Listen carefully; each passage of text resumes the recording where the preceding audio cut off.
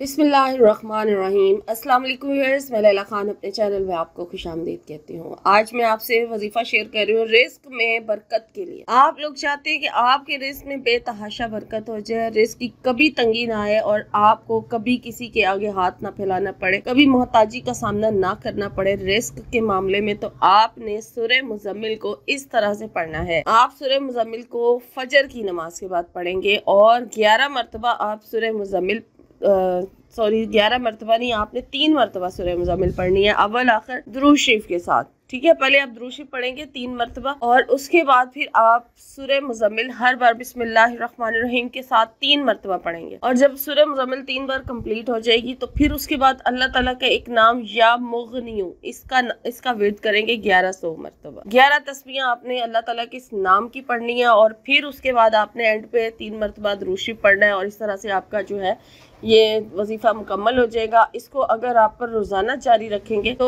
आहिस्ता आहिस्ता आहिस्ता जैसे जैसे दिन गुजरते जाएंगे आपके रिस्क में बेतहा इजाफा होना शुरू हो जाएगा और इसके और भी आपको बहुत सारे फ़ायदे मिलेंगे। बहुत ज़्यादा बरकतें आप समेटना शुरू कर देंगे, आपकी ज़िंदगी में बहुत ज़्यादा आसानियाँ आना शुरू हो जाएंगी इस अमल की बरकत से, इंशाल्लाह। आमीन।